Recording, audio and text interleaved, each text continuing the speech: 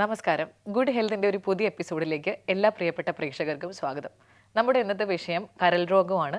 അതിൻ്റെ രോഗലക്ഷണങ്ങളും വരാതിരിക്കാൻ എന്തൊക്കെ മുൻകരുതലുകൾ നമ്മൾ എടുക്കണം എന്നും പറഞ്ഞു തരാൻ നമ്മളോടൊപ്പം ഇന്നുള്ളത് ഡോക്ടർ സുധീന്ദ്രനാണ്, professor, department of gastrointestinal surgery, Amrita hospital. നമസ്കാരം ഡോക്ടർ. പൊതുവേ നമ്മൾ കരൾ സംബന്ധമായിട്ടുള്ള രോഗങ്ങളൊക്കെ ആൽക്കഹോളിക്സിനെ ബന്ധപ്പെട്ടിട്ടാണ് പറയുക. അതല്ലാതെ എന്തൊക്കെ കാരണങ്ങളുണ്ടാവും? നല്ല ചോദ്യമാണ്. കാരണം എല്ലാവരുടെയും ഒരു തെറ്റിദ്ധാരണയാണ് മദ്യം കൊണ്ട് മാത്രമേ ഇത് വരുള്ളൂ എന്നുള്ളത്. പക്ഷെ അങ്ങനെയല്ല.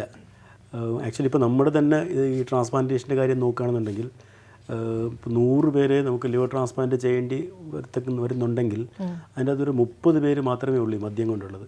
അതേപോലൊരു 30 നമ്പർ ഒട്ടും മദ്യം കഴിക്കാത്ത ആൾക്കാരായിരിക്കും. സ്ത്രീകളായിരിക്കാം, കുട്ടികളായിരിക്കാം. അതിൻ്റെ കാര്യം എന്താണെന്ന് വെച്ച് കഴിഞ്ഞാൽ വളരെ സിമ്പിളാണ്. നമ്മുടെ ഡയറ്റും നമ്മുടെ ലൈഫ് സ്റ്റൈലിൻ്റെ പ്രശ്നമാണ്. അതായത് കണ്ടമാനം കാർബോഹൈഡ്രേറ്റ്സ്, കണ്ടമാനം ഫാറ്റ്, എസ്പെഷ്യലി ട്രാൻസ് ഫാറ്റ്സ് എന്ന് പറയും. അത് നമ്മൾ ഫ്രൈ ചെയ്ത് കഴിക്കുന്ന ആഹാരം, നമ്മുടെ ബെറോട്ടൻ ബീഫ് നമ്മുടെ മലയാളികളുടെ ഒരു ഭക്ഷണമുണ്ട്. അപ്പം അത് ആക്ച്വലി നമ്മുടെ ഒരു രീതിയിലും നല്ലതല്ല. അതിന് എല്ലാ രീതിയിലുള്ള ദോഷങ്ങളുണ്ട് താനും. പിന്നെ രണ്ടാമത്തെ പ്രശ്നം എക്സസൈസ് ഇല്ല, ഒട്ടും എക്സസൈസ് ഇല്ല. നമ്മൾ തടി വയ്ക്കുക എന്നുള്ളത്. നമ്മുടെ വേസ്റ്റ് സർക്കംഫറൻസ് ആണ് നമ്മുടെ ഹെൽത്തിൻ്റെ ഒരു പ്രധാനമായിട്ടുള്ള ഒരു പാരാമീറ്റർ. അപ്പോൾ ഈ വയറ് വെച്ച് കഴിഞ്ഞാൽ അതിൻ്റെ അർത്ഥം അതേപോലെ തന്നെ നമ്മുടെ ലിവർ മാത്രമല്ല, ലിവർ, ഹാർട്ട്, കിഡ്നി എല്ലാം അവയവങ്ങളെയും അത് എഫക്റ്റ് ചെയ്യുന്നുണ്ടെന്നുള്ളതാണ്. സോ ഡയറ്റും എക്സസൈസും നമ്മുടെ മദ്യത്തിനേക്കാളും ലിവർ രോഗം വരുത്താൻ സാധ്യതയുള്ളതാണ്. അപ്പോൾ അതിൻ്റെ കൂടെ കുറച്ച് മദ്യം കൂടെ വരുമ്പോഴത്തേക്കും ഇവരുടെയൊക്കെ ഈ കരൾ രോഗം വരാനുള്ള സാധ്യത 10 മടങ്ങ് കൂടും. പൊതുവേ നമ്മൾ കണ്ടുവരുന്ന കരൾ രോഗങ്ങൾ എന്തൊക്കെയാണ്? അപ്പോൾ നമ്മൾ സിറോസിസ് എന്നാണ് സാധാരണയുള്ള കരൾ രോഗത്തിൻ്റെ ആ മൂർച്ഛനാവസ്ഥ നമ്മൾ പറയുന്നത്. അപ്പോൾ അതിൻ്റെ തുടക്കം എപ്പോഴും ഫാറ്റി ലിവറാണ്. അത് കേരളത്തിൽ വളരെയധികം കോമൺ ആണ്. നമ്മൾ വഴി കൂടെ പോകുന്ന 100 പേരെ പിടിച്ച് സ്കാൻ ചെയ്ത് കഴിഞ്ഞാൽ അതിനകത്ത് ഒരു 60 പേർക്കെങ്കിലും 70 പേർക്ക് 60 to 70% ആൾക്കാർക്ക് ഫാറ്റി ലിവറുണ്ട്. അത് ഗ്രേഡ് 1, 2, 3 എന്ന് പറഞ്ഞ് പോകും. അതിൻ്റെ അടുത്ത സ്റ്റേജിലാണ് ഫൈബ്രോസിസ് എന്ന് പറയും. അതും കഴിഞ്ഞുള്ള സ്റ്റേജാണ് സിറോസിസ്. അപ്പോൾ അതാണ് ഈ കരൾ രോഗത്തിൻ്റെ ഏറ്റവും അതെ. അത് വന്നു കഴിഞ്ഞാലാണ് പ്രോബ്ലം. അത് ഈ ഫാറ്റി ലിവറും ഈവൻ ഫൈബ്രോസിസിൻ്റെ ഒരു സ്റ്റേജ് വരെ നമുക്കത് റിവേഴ്സിബിളാണ്. നമുക്കത് തിരിച്ച് പഴയ നോർമലിലോട്ടാക്കാം. പക്ഷേ സിറോസ് ആയി കഴിഞ്ഞാൽ അത് പിന്നെ തിരിച്ച് മാറില്ല. കാരണം അത് ഈ പറഞ്ഞ പോലെ വർഷങ്ങൾ കൊണ്ടുള്ള ഡാമേജ് വന്നിട്ട് ലിവറിൽ വന്ന ചേഞ്ചാണ്. അത് പിന്നെ നമുക്ക് നോർമലാക്കാൻ പറ്റില്ല. അതിൻ്റെ പ്രധാന കാരണങ്ങൾ ഈ പറഞ്ഞ പോലെ ആൽക്കഹോൾ ഡെഫിനറ്റ്ലി ഒന്നാണ്. പിന്നെ നേരത്തെ ഈ പറഞ്ഞ പോലെ നോൺ ആൽക്കഹോളിക് ലിവർ ഡിസീസ് എന്ന് പറയും. അത് ഈ ഫാറ്റ് ലിവർ വന്ന് ചേഞ്ച് ചെയ്ത് വരുന്നതാണ്. അതിൻ്റെ കാര്യം ഞാൻ ഇപ്പോൾ പറഞ്ഞ പോലെ ഡയറ്റും ലാക്ക് ഓഫ് എക്സസൈസും നമ്മുടെ ലൈഫ് സ്റ്റൈലിൻ്റെത്. അതുപോലെ തന്നെ ഡയബറ്റീസ് ഉള്ള ആൾക്കാർക്ക് പ്രശ്നം വരാം, ഹൈ ബ്ലഡ് പ്രഷർ ഉള്ളവർക്ക് പ്രശ്നം വരാം, കൊളസ്ട്രോൾ ഉള്ള ആൾക്കാർക്ക് പ്രശ്നം വരാം. അതൊക്കെയുണ്ട്. പിന്നെ അത് കൂടാതെ അക്യൂട്ട് ലിവർ ഫെയിലിയർ എന്നൊരു കണ്ടീഷനുണ്ട്. അത് സിറോസിസ് ഇല്ലാത്ത ആൾക്കാരാണ്. ഇയാളെ പോലെ നോർമലായിട്ടുള്ള ആൾക്ക് ചിലപ്പം ദിവസങ്ങൾ കൊണ്ട് ഈ ഡാമേജ് വരാം. അതിൻ്റെ കാര്യം ഇൻഫെക്ഷൻസ് ആണ് യൂഷ്വലി. ഈ ഹെപ്പറ്റൈറ്റിസ് എന്ന് പറയുന്ന infections, hepatitis A, B, C, D എന്നൊക്കെ പറഞ്ഞിട്ടുണ്ട്. അതുകൊണ്ട് വരാം. പിന്നുള്ളത് പലതരത്തിലുള്ള ഡ്രഗ്സ്. അത് എല്ലാവർക്കും ഒരു തെറ്റിദ്ധാരണയുണ്ട്. നമ്മുടെ അലോപ്പതി മരുന്നിന് ഒത്തിരി സൈഡ് എഫക്ട്സ് ഉണ്ട്, ആയുർവേദം, ഹോമിയോന് സൈഡ് എഫക്ട്സ് ഇല്ല എന്നുള്ളത് വളരെയധികം തെറ്റാണത്. അലോപ്പതി പോലെ തന്നെയാണ് ആയുർവേദവും പല ഹോമിയോ മരുന്നിനും ഡാമേജ് വരുത്തുന്നത്. എസ്പെഷ്യലി ആയുർവേദത്തിൻ്റെ പല മരുന്നുകൾക്കും ഡാമേജ് വരുത്താം. അലോപ്പതി ആണെങ്കിൽ നമുക്ക് എന്ത് മരുന്നിന് എന്ത് ഡാമേജ് ഉള്ളതെന്നൊക്കെ നമുക്ക് അറിയാൻ പറ്റും. ആയുർവേദം പലതും നമുക്ക് അതിൻ്റെ എന്താണ് കണ്ടൻസ് പോലും അറിഞ്ഞുകൂടാ. പിന്നെ അലോപ്പതി പല മരുന്നുകളുണ്ട്, പല മരുന്നുകൾക്കും ഇങ്ങനത്തെ ഡാമേജ് വരുത്താം. ഒക്കെയാണ് യൂഷ്വൽ കാര്യങ്ങൾ. ഓക്കെ. പൊതുവെ ഇതിലൊക്കെ കണ്ടുവരുന്ന സിംറ്റംസ് ഒന്ന് പറയുമോ? പ്രധാനപ്പെട്ട രോഗങ്ങളും അവയിൽ കണ്ടുവരുന്ന എന്തൊക്കെയാണ് രോഗലക്ഷണങ്ങൾ എന്നുള്ളത്? അപ്പോൾ ഇതിൻ്റെ അത് നമ്മൾ ആദ്യം പ്രധാനമായിട്ട് മനസ്സിലാക്കേണ്ട കാര്യം, ഈ രോഗലക്ഷണങ്ങൾ വന്ന് കണ്ടു തുടങ്ങുമ്പോൾ തന്നെ നമ്മുടെ ലിവറിൻ്റെ 50% കൂടുതൽ ഡാമേജ് ആയെന്നുള്ളതാണ്. അതിൻ്റെ ഏറ്റവും വലിയ പ്രോബ്ലം. അപ്പോൾ നമുക്ക് ആദ്യത്തെ ഒരു 50% ഡാമേജ് വരുന്നത് വരെ പലപ്പോഴും നമുക്ക് ഒരു രീതിയിലുള്ള സിംറ്റംസും കാണില്ല. ഫാറ്റി ലിവറിന് ഒരു സിംറ്റവും കാണില്ല. എല്ലാവരും വിചാരിക്കും വേദന ഉണ്ട്, അങ്ങനെയൊന്നും വരില്ല. നമ്മൾ അറിയത്തേ ഇല്ല. സ്കാൻ ചെയ്താൽ മാത്രമേ അറിയുള്ളൂ. ഈവൻ ബ്ലഡ് ടെസ്റ്റ് പോലും പലപ്പോഴും നോർമലായിരിക്കും. പക്ഷെ വന്ന് സിംറ്റംസ് തുടങ്ങി കാണിക്കുമ്പോഴത്തേക്കും ഏറ്റവും കോമൺ ആയിട്ട് വരുന്നത് ഈ മഞ്ഞപ്പിത്തം എന്ന് പറയുന്ന ആ സിംറ്റമാണ്. കണ്ണിൽ മഞ്ഞ വരിക.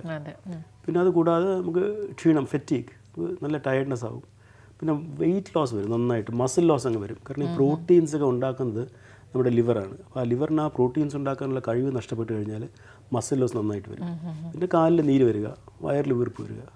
പിന്നെ ഓഫ് കോഴ്സ് രക്തം ഛർദ്ദിക്കുന്നത് വന്നു കഴിഞ്ഞാൽ ഒബ്വിയസ്ലി അത് ഒരു മേജർ കരൾ രോഗത്തിൻ്റെ ഭാഗമാകാൻ നല്ല ചാൻസ് ഉണ്ട്.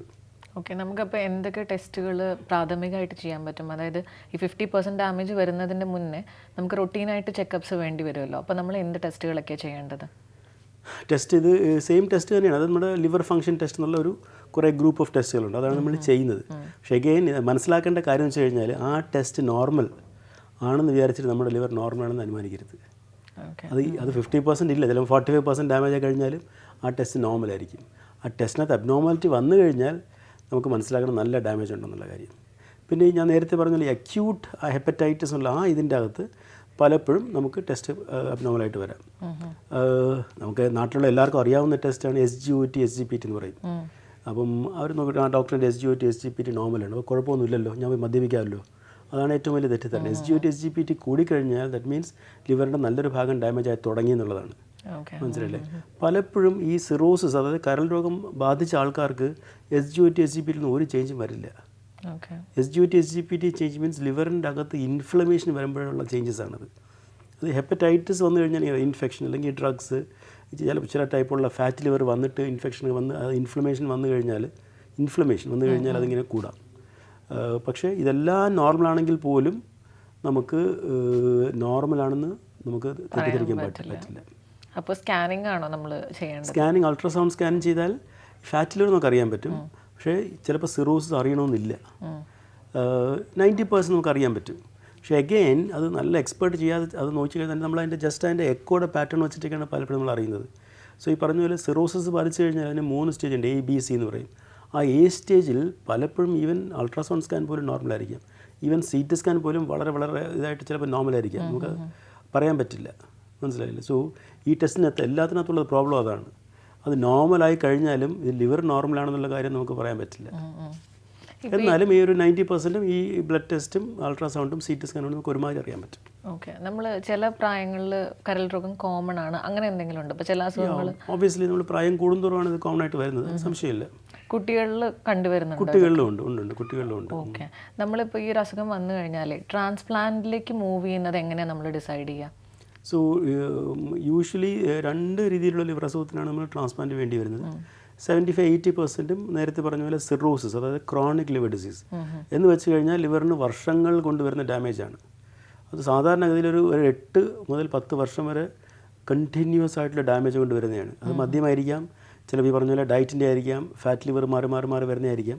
അങ്ങനെ യൂഷ്വലി 10 വർഷം പിടിക്കും. വന്നു കഴിഞ്ഞാൽ അതിൻ്റെ ഫസ്റ്റ് സ്റ്റേജിൽ സ്റ്റേജിനകത്ത് 50% ലിവറിൻ്റെ ഫംഗ്ഷൻ പോയ സ്റ്റേജാണ്. എന്നാലും നമുക്ക് ട്രാൻസ്പ്ലാന്റ് അപ്പോൾ ആവശ്യമില്ല. അത് B സ്റ്റേജും കഴിഞ്ഞ് C സ്റ്റേജ് ആകുമ്പോഴാണ് നമ്മൾ പലപ്പോഴും ട്രാൻസ്പ്ലാന്റ് ചെയ്ത് വരുന്നത്. അതായത് ഈ ട്രാൻസ്പ്ലാന്റ് ചെയ്യാതിരുന്നു കഴിഞ്ഞാൽ പുള്ളി 6 മാസത്തിനകം എന്തെങ്കിലും കോംപ്ലിക്കേഷൻ വന്ന് മരിച്ചു പോകാനുള്ള ചാൻസ് വളരെ കൂടുതലാകുമ്പോഴാണ് നമ്മൾ ആക്ച്വലി ഇത് ചെയ്യുന്നത്. അപ്പം ആ ഒരു യൂഷ്വലി C സ്റ്റേജ് എന്ന് പറയും, C സ്റ്റേജിൻ്റെ സിറോസിലാണ് നമ്മൾ ചെയ്യുന്നത്.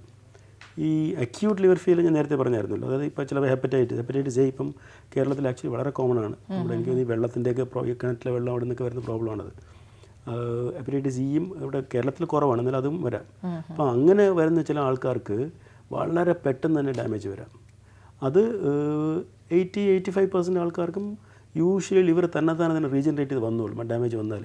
പക്ഷേ ഒരു 10-15% ആൾക്കാർക്ക് ആ റീജനറേഷൻ നടക്കില്ല, കാരണം അത്രയ്ക്ക് സിവിയർ ഡാമേജ് വരും. അങ്ങനെ വന്നു കഴിഞ്ഞാൽ അവർക്കും ചിലപ്പോൾ ട്രാൻസ്പ്ലാന്റ് വേണ്ടി വരാറുണ്ട്. ഇപ്പോൾ നമ്മുടെ കേരളത്തിൽ കാണുന്ന ഒരു വിയേർഡ് ഒരു കാരണം എന്ന് പറയുന്നത് എലിവിഷം. പലരും സൂയിസൈഡിന് വേണ്ടി കഴിക്കും, എസ്പെഷ്യലി ലവ് അഫെയർ പ്രശ്നം, അല്ലെങ്കിൽ പരീക്ഷയ്ക്ക് മാർക്കില്ല, അല്ലെങ്കിൽ വീട്ടിലെന്തെങ്കിലും ചെറിയ വഴക്ക്. എലിവിഷം അതിനകത്ത് സിങ്ക് ഫോസ്ഫേറ്റ് എന്ന് പറയുന്ന ഒരു പദാർത്ഥമാണത്. അത് ചെറിയൊരു എമൗണ്ട് പോയാൽ മതി. അത് നമ്മൾ ടൂത്ത് പേസ്റ്റ് എടുത്ത് പല്ല് തേക്കുന്ന പോലെ അത്രയും കുറച്ച് എമൗണ്ട് പോയി കഴിഞ്ഞാൽ മതി. അത് ഇമ്മീഡിയറ്റ് ഡാമേജ് വരില്ല, ഒരു 4-5 ഡേയ്സ് എടുക്കും. എൻ്റെ ലിവറിന് സിവിയർ ഡാമേജ് വന്നിട്ട് അത് ട്രാൻസ്പ്ലാന്റ് വരെ പലർക്കും വേണ്ടി വന്നിട്ടുണ്ട്. ഈ ലിവർ ട്രാൻസ്പ്ലാന്റ് എന്ന് പറയുമ്പോൾ അതിൻ്റെ സക്സസ് റേറ്റ് എങ്ങനെയാണ്? ലിവർ ട്രാൻസ്പ്ലാന്റ് വളരെ മേജർ ഓപ്പറേഷനാണ്. ഇപ്പോൾ നമ്മുടെ അമൃതയിൽ ചെയ്ത് കഴിഞ്ഞാൽ ഫസ്റ്റ് ഇയറിൽ നമുക്ക് 90% സക്സസ് റേറ്റ് ആണ്. യൂഷ്വലി ആ ഫസ്റ്റ് ഇയർ കഴിഞ്ഞ് കഴിഞ്ഞാൽ പിന്നെ അങ്ങോട്ട് പ്രോബ്ലം വരാനുള്ള സാധ്യത കുറവാണ്. പക്ഷേ അഗെയിൻ അത് ഡിപ്പെൻസ് ഓൺ ഏത് സ്റ്റേജിലാണ് അവർ വരുന്നതനുസരിച്ചിരിക്കും. നമുക്കിപ്പോൾ ഒരു പ്രോബ്ലം എന്ന് വെച്ച് കഴിഞ്ഞാൽ പലപ്പോഴും വരുമ്പോഴത്തേക്കും വളരെ ഒരു അഡ്വാൻസ് സ്റ്റേജിലായിട്ടായിരിക്കും വരുന്നത്. അതായത് വളരെ മോശമായി സിക്കായിട്ട് പലപ്പോഴും കിഡ്നി ഫെയിലറും അതിൻ്റെ എല്ലാം വളരെയധികം സൂക്ഷിച്ചൊക്കെ ആയിരിക്കും പലപ്പോഴും വരുന്നത്. അപ്പം അങ്ങനെ വരുമ്പോഴത്തേക്കും നമ്മുടെ സക്സസ് റേറ്റ് കുറയും. എന്നാലും 85% കൂടുതൽ നമുക്ക് സക്സസ് റേറ്റ് ഉണ്ട്. പിന്നെ എല്ലാ കരൾ സംബന്ധമായിട്ടുള്ള അസുഖങ്ങളും നമ്മൾ ഈ ലൈഫ് സ്റ്റൈലിൻ്റെ ഭാഗമായിട്ട് മാത്രമാണ് വരുന്നത്, അതോ ജനറ്റിക്സിന് ഇതിന് പങ്കുണ്ടോ? ജനറ്റിക്സിനുള്ള അസുഖങ്ങളുണ്ട്, പക്ഷേ വളരെ ചെറിയൊരു ഭാഗം മാത്രമേ ഉള്ളൂ. അങ്ങനെ വരാവുന്ന കുറേ അസുഖങ്ങളുണ്ട്. പിന്നെ കുട്ടികൾക്ക് വരുന്ന ഒരു പ്രത്യേക അസുഖം ബിലിയറി അട്രീസ് എന്ന് പറയും. അതായത് നമ്മുടെ ഈ ലിവറാണ് ഈ പിത്തരസം ഉണ്ടാക്കുന്നത്. ബൈൽ എന്ന് പറയുന്നത് കൊഴുപ്പ് അലിയിക്കാൻ വേണ്ടി ലിവർ ഉണ്ടാക്കുന്നതാണ്. അപ്പോൾ ലിവർ ഉണ്ടാക്കിയിട്ട് അത് ഓരോ കോസ്റ്റിൽ നിന്നും കൊച്ചു കൊച്ചു ട്യൂബ് വഴി അത് വിട്ടിട്ടാണ് അത് കുടലോട്ട് വരുന്നത്. പിത്ത ട്യൂബ് വഴിയാണ് താഴോട്ട് വരുന്നത്. ആ പിത്ത ട്യൂബ് ചിലപ്പോൾ ഡെവലപ്പ് ചെയ്യില്ല, ബിലിയറി അട്രീസ് എന്ന് പറയും. അത് പല കുട്ടികൾക്കും വരുന്നതാണ്. അത് ആക്ച്വലി അത് ഫെമിലിയിലായിട്ട് വരുന്നതല്ല, ആർക്ക് വേണമെങ്കിലും വരാം. കുട്ടികൾക്ക് ചിലർക്ക് അങ്ങനെ വരാറുണ്ട്. അത് വന്നു കഴിഞ്ഞാൽ അവർക്ക് ഇങ്ങനെ പ്രശ്നം വരും. പിന്നെ അതല്ലാതെ പല എൻസൈം ഡെഫിഷ്യൻസി, ഇതിൽ ലിവറിലുണ്ടാകുന്ന എൻസൈമിൻ്റെ പ്രശ്നങ്ങളും അങ്ങനെ പല രീതിയിലുള്ള ജനറ്റിക് ആയിട്ടുള്ള അസുഖങ്ങളുണ്ട്. ഇപ്പോൾ കോപ്പറിൻ്റെ നമ്മുടെ കോപ്പർ എന്നുള്ള സംഭവം നമ്മുടെ ഡയറ്റിൽ വളരെ കൂടുതലാണ്. കോപ്പർ അത് നമ്മുടെ ശരീരത്തിൽ നിന്ന് എക്സ്ട്രാ കോപ്പർ കളയുന്നത് ലിവറാണ്, ബൈൽ വഴിയാണ് പോകുന്നത്. അപ്പോൾ അതിൻ്റെ ഒരു എൻസൈമിൻ്റെ ഡെഫിഷ്യൻസി വന്നു കഴിഞ്ഞാൽ വിൽസൺസ് ഡിസീസിൻ്റെ അസുഖം വരും. വിൽസൺസ് ഡിസീസ് അതും നമുക്ക് റിലേറ്റീവ്ലി കോമൺ ഒരു അസുഖമാണ്. ഇതൊക്കെ ജനറ്റിക്കായിട്ട് വരുന്നതാണ്. പിന്നെ ആളുകൾക്ക് അറിയാൻ താല്പര്യം ഉണ്ടാവുക, നമ്മൾ ഈ ട്രാൻസ്പ്ലാന്റ് ചെയ്യുന്നതിൻ്റെ മുന്നേ നമ്മൾ ശ്രദ്ധിക്കേണ്ട ചില കാര്യങ്ങളുണ്ടാവും, അത് കഴിഞ്ഞിട്ടുള്ള ചില ഫോളോ അപ്സ് ഉണ്ടാവും. അതിനെ പറ്റിയിട്ടൊന്ന് വിശദീകരിക്കാമോ? ട്രാൻസ്പ്ലാന്റിന് മുമ്പ് ഓബ്വിയസ്ലി നമുക്കിപ്പോൾ വന്നു കഴിഞ്ഞാൽ പിന്നെ അത് ബേസിക്കലി അവരെ ആ സമയത്തുള്ള അവരുടെ ഡയറ്റും എക്സസൈസും ഒക്കെ ചെയ്ത് അതിന് വേണ്ടി പ്രിപ്പറേഷൻ പറ്റുന്നതിന് നന്നായിരിക്കും. പലപ്പോഴും അവർക്ക് അതിനുവേണ്ടി പറ്റില്ല, കാരണം അവർ അത്ര വീക്കായി പോകും. പക്ഷേ ട്രാൻസ്പ്ലാന്റ് കഴിഞ്ഞ് കഴിഞ്ഞാൽ വളരെയധികം ശ്രദ്ധിക്കേണ്ടതാണ്. ബിക്കോസ് ഈ ട്രാൻസ്പ്ലാന്റ് കഴിഞ്ഞ ലിവർ സാധാരണ ലിവറിനേക്കാളും വളരെ സെൻസിറ്റീവാണ് ഡാമേജിന്. അപ്പം ഓബ്വിയസ്ലി പറയാതിരിക്കാതെ തന്നെ മദ്യം ഒട്ടും പാടില്ല, ഒരു പെഗ് പോലും കഴിക്കാൻ പാടില്ല. അത് വളരെ മസ്റ്റാണ്. പിന്നെ എഗെയിൻ നേരത്തെ പറഞ്ഞ പോലെ നമ്മുടെ ഡയറ്റും എക്സസൈസും നന്നായിട്ട് നോക്കണം. എല്ലാവർക്കും പേടിയാണ്, മനസ്സിലായി, എക്സസൈസ് ചെയ്തുകൂടാ, അങ്ങോട്ട് പോയിക്കൂടാ. പലപ്പോഴും കാണുന്ന ട്രാൻസ്പ്ലാന്റ് കഴിഞ്ഞ് കഴിഞ്ഞാൽ അവരെ വീട്ടിൽ നിന്ന് വെളി വിടില്ല, വീട്ടിനകത്ത് തന്നെ ഇരിക്കണം, ജോലിക്ക് വിടില്ല, ഡ്രൈവിംഗ് വിടില്ല, അത് പാടില്ല. അവർക്ക് they need to get the normal life, they need to get normal exercise. ഇത് അവരെ വീട്ടിൽ ഇരുത്തും, അവർക്ക് ചുമ്മാ ആഹാരം കൊടുക്കും, ഒന്നും ചെയ്യാനും സമ്മതിക്കില്ല. അപ്പോൾ അവർ വണ്ണം വെച്ച് പോകും. അങ്ങനെ വെച്ച് പോകുമ്പോഴത്തേക്കും ആ ട്രാൻസ്പ്ലാന്റ് ലിവർ പിന്നെയും ഫാറ്റിയായി അത് പ്രോബ്ലം വരും. സോ എഗെയിൻ ഈ ഡയറ്റും ഹെൽത്തി ലൈഫ് സ്റ്റൈൽ, ബേസിക്കലി അത്രയേ ഉള്ളൂ, നോർമൽ ഹെൽത്തി ലൈഫ് സ്റ്റൈൽ. പിന്നെ ഓഫ് കോഴ്സ് അവർക്ക് അതിൻ്റെ ഈ ഇമ്മ്യൂണോ സപ്രഷനുള്ള ഗുളിക കഴിക്കേണ്ടി വരും, റിജക്ഷൻ വരാതിരിക്കാൻ വേണ്ടിയുള്ള ഗുളിക. അത് ലൈഫ് ലോങ് വേണ്ട ഗുളികയാണ്, അത് കൃത്യമായിട്ട് എന്തായാലും കഴിക്കേണ്ടി വരും. എത്ര ഫ്രീക്വൻ്റ് ആയിട്ട് അവർ വന്ന് കൺസൾട്ട് ചെയ്യണം? അത് ഡിപ്പെൻസ്. ആദ്യത്തെ ഇമ്മീഡിയറ്റ് ട്രാൻസ്പ്ലാന്റ് കഴിഞ്ഞാൽ യൂഷ്വലി 1 to 2 വീക്കിൽ ഇൻ്റർവെല്ലിൽ ആദ്യം കാണും. 3 to 4 months കഴിഞ്ഞാൽ പിന്നെ ഒരു 2 months 3 months ഇൻ്റർവെല്ലിൽ, പിന്നെ ഫൈനലി എവറി 6 months. അതും എവറി 6 months കാണും എല്ലാവരെയും. പൊതുവേ നമ്മൾ ട്രാൻസ്പ്ലാന്റിന് ലിവർ ഇല്ലേ, ഡോണേഴ്സ് എങ്ങനെയാണ് നമ്മൾ സെലക്ഷൻ നടത്തുന്നത്? പിന്നെ ഈ ഡോണർ തരുവാണെങ്കിൽ അവർക്ക് എന്തെങ്കിലും ഫോളോ അപ്പിൻ്റെ ആവശ്യമോ അല്ലെങ്കിൽ ജീവിതശൈലിയിൽ എന്തെങ്കിലും പ്രശ്നങ്ങൾ അവർക്ക് വരാൻ സാധ്യതയുണ്ടോ? ഡോണേഴ്സ് അത് നമ്മുടെ ആക്ച്വലി നമ്മളിപ്പോൾ ഇന്ത്യയിലും വെസ്റ്റേൺ കൺട്രീസിലും തികച്ചും ഡിഫറെൻ്റ് ആണ് അതിൻ്റെ ആ ഡോണേഴ്സിൻ്റെ കാര്യം. വെളിയിലൊക്കെ അമേരിക്ക, യൂറോപ്പ്, ജർമ്മനി, ഇംഗ്ലണ്ട് കൺട്രീസിലൊക്കെ പ്രധാനമായിട്ടും ഈ മസ്തിഷ്ക മരണം സംഭവിച്ച രോഗികളാണ്, മസ്തിഷ്ക മരണം സംഭവിച്ച ആൾക്കാരാണ്. അവരുടെ നിന്നാണ് നമുക്ക് ഈ ഓർഗൻസ് കിട്ടുന്നത്. അത് ലിവർ മാത്രമല്ല, ഹാർട്ട്, കിഡ്നീസ്, ലങ്സ് എല്ലാം കിട്ടും.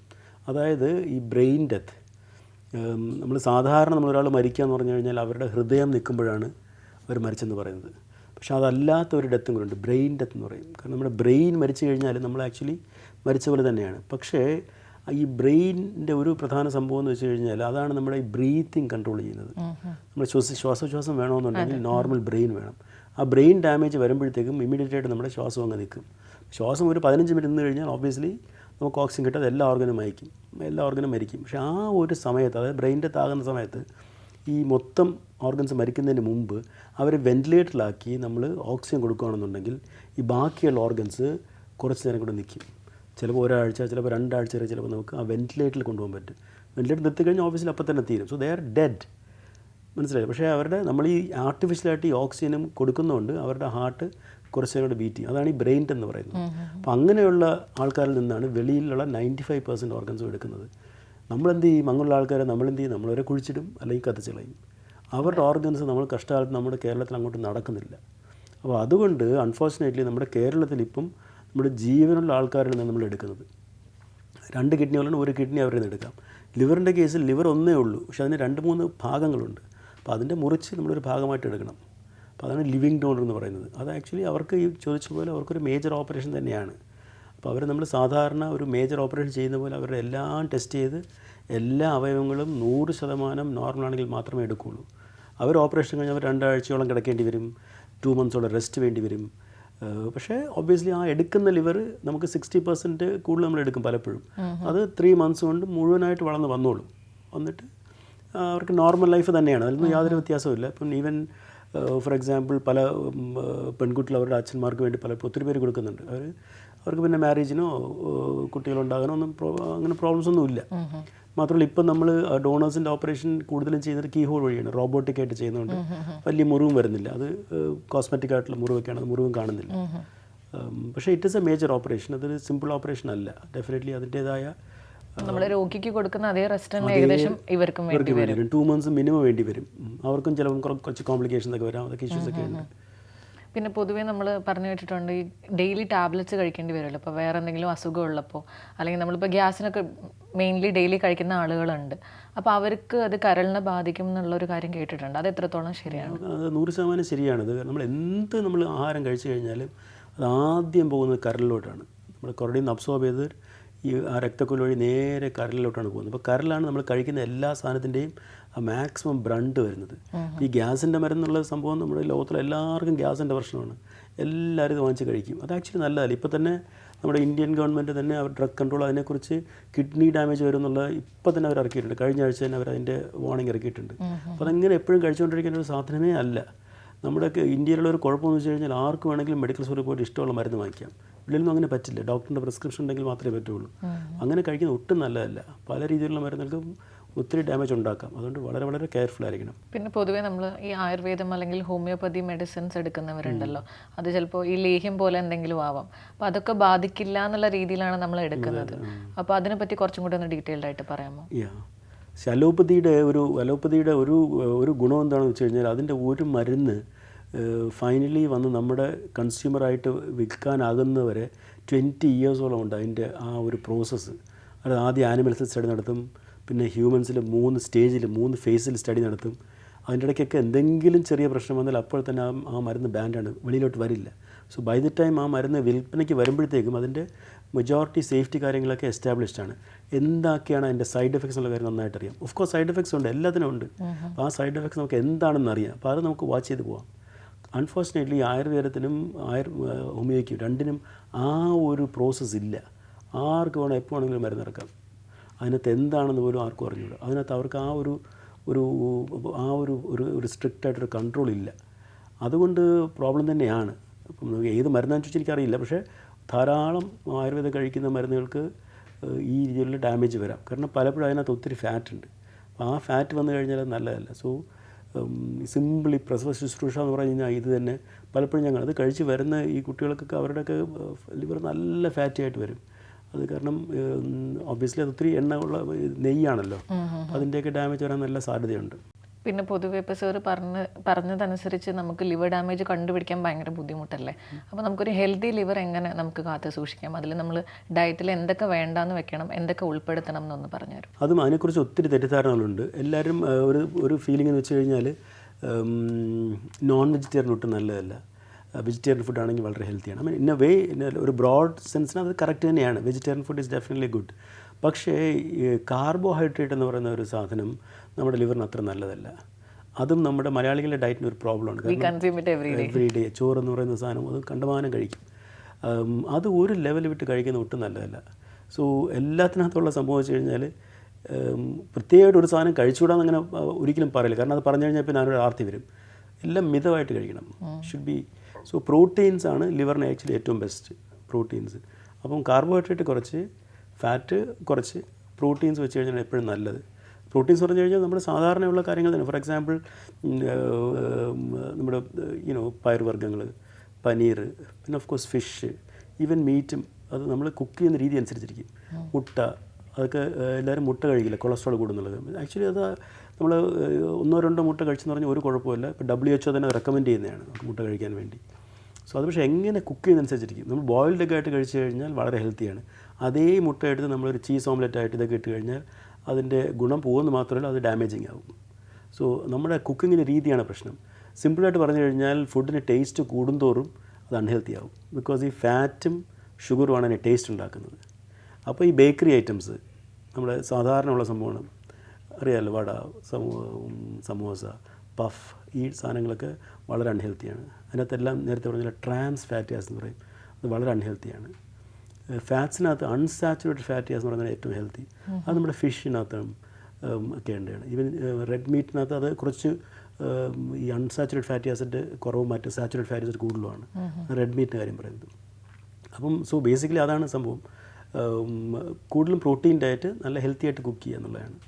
സോ പിന്നെ ഓഫ് കോഴ്സ് എക്സസൈസ്. നമ്മൾ എല്ലാ ദിവസവും വെയിറ്റ് ഓരോ കിലോ വെയിറ്റ് കൂടുന്തോറും മെജോറിറ്റി വെയിറ്റ് അത് നമ്മുടെ ഫാറ്റിൻ്റെ വെയിറ്റാണ്. അല്ലെങ്കിൽ ഈ ജിമ്മിൽ പോയിട്ട് ഭയങ്കരമായിട്ട് മസിൽ കൊണ്ട് വയ്ക്കുന്ന ആൾക്കാരാണ്, അങ്ങനെ ദാറ്റ്സ് ഫൈൻ. പക്ഷേ ഈ അഗെയിൻ സിമ്പിൾ അതിൻ്റെ നോട്ടീസ് നമ്മുടെ വെയ്സ്റ്റ് സർക്കംഫറൻസ് ആണ്. വെയ്സ്റ്റ് സർക്കംഫറൻസ് ഓരോ ഇഞ്ച് കൂടുന്തോറും നമ്മുടെ എല്ലാ അവയവങ്ങളെയും അത് നെഗറ്റീവായിട്ട് ബാധിക്കുകയാണ്. ഇപ്പോൾ സാർ ജിമ്മിൻ്റെ കാര്യം പറഞ്ഞപ്പോൾ തന്നെ ജിമ്മിൽ പോകുന്നവർക്ക് പൊതുവെ വൈറ്റമിൻ സപ്ലിമെൻറ്റ്സ് അവർ തന്നെ റെക്കമെൻഡ് ചെയ്യും without the prescription of A doctor. അപ്പോൾ അതെങ്ങനെയാണ് നമ്മുടെ കരളിനെ ബാധിക്കണതെന്ന് പറയാം. വൈറ്റമിൻസ് എന്ന് പറഞ്ഞു കഴിഞ്ഞാൽ വൈറ്റമിൻസിൻ്റെ അർത്ഥം തന്നെ അത് മൈക്രോ ന്യൂട്രിയൻ്റ് ആണ്, വളരെ ചെറിയ എമൗണ്ട് മതി. നമ്മുടെ സാധാരണ ഒരു നല്ലൊരു ഡയറ്റ് കഴിച്ചു കഴിഞ്ഞാൽ മെജോറിറ്റി ആൾക്കാർക്ക് വൈറ്റമിൻസ് കിട്ടും, പ്രശ്നം വരേണ്ട ആവശ്യമില്ല. അതുപോലെ എല്ലാ ദിവസവും വൈറ്റമിൻ കഴിക്കേണ്ട യാതൊരു ആവശ്യമില്ല. അത് കാരണം ഒരു ടാബ്ലറ്റ് കഴിച്ചാൽ തന്നെ അടുത്ത 6 മാസമൊക്കെ അത് മതി. പിന്നെ ഈ ജിമ്മിൽ പോയിട്ടുള്ള എക്സ്ട്രാ സപ്ലിമെൻറ്റ്സ് എല്ലാം അത് ഈ കോമ്പറ്റീഷൻ ടൈപ്പ് പോകുന്ന ആൾക്കാർക്കെല്ലാം വേണം. കാരണം അവർ അത്രയും അധികം എക്സസൈസ് ചെയ്യുന്നുണ്ട്, അല്ലെങ്കിൽ ഈ കോമ്പറ്റേറ്റീവ് ഗെയിംസിനൊക്കെ പോകുന്നവർക്ക് അവർക്ക് വേണ്ടിയിരുന്നില്ല. നമ്മുടെ സാധാരണ ആൾക്കാർക്ക് അതിൻ്റെ ആവശ്യമേ ഇല്ല, മനസ്സിലായില്ല. അത് വളരെ നമ്മൾ അത്രയ്ക്ക് നമ്മൾ ഒരിക്കലും നമ്മൾ എക്സസൈസ് ചെയ്യില്ല. നമ്മൾ സാധാരണ ഇപ്പോൾ നമ്മളിപ്പം ഒരു 5 കിലോമീറ്റർ നമ്മൾ ഓടുകയാണെന്നുണ്ടെങ്കിൽ നമ്മൾ may be will spend about 450 കാലറീസൊക്കെ വരുള്ളൂ. അത് നമ്മൾ കാലത്ത് കഴിക്കുന്ന ദോശയും ചായയും ചട്നിയും കൂട്ടി കഴിച്ചു കഴിഞ്ഞാൽ തന്നെ ഒരു 350 കാലറി അതിനകത്തങ്ങ് പോകും. പിന്നെ ബാക്കി വരുന്ന എല്ലാം എക്സ്ട്രാ ആണ്. എൻ്റെ കൂടെ ഒരു 2 പഴങ്ങൾ കഴിച്ച് കഴിഞ്ഞാൽ തീർന്നു, അപ്പോൾ തന്നെ കാലറി എല്ലാം ആയി. സോ അതെല്ലാം എമൗണ്ട് കുറവാണെന്ന് പറയും. എല്ലാവരും പറയും ഞാൻ ഒന്നും കഴിക്കുന്നില്ല ഡോക്ടർ, പക്ഷെ അതിൻ്റെ അകത്തുള്ള കാലറി വളരെയധികം കൂടുതലാണ്. അതിങ്ങനെ അക്യുമുലേറ്റ് ചെയ്തുകൊണ്ടിരിക്കും. നമുക്ക് ട്രാൻസ്പ്ലാന്റ് എന്നുള്ളൊരു ഓപ്ഷൻ ഉള്ളത് കൊണ്ട് തന്നെ ഈസിലി നമ്മൾ നെഗ്ലക്ട് ചെയ്യുന്ന ഒരു കാര്യമാണ് ലിവർ എന്നുള്ളത്. സോ സർ വളരെ ഡീറ്റെയിൽഡ് ആയിട്ടാണ് നമുക്ക് എല്ലാ കാര്യങ്ങളും ഇന്ന് പറഞ്ഞു തന്നത്. So thank you so much for joining us. Thank you.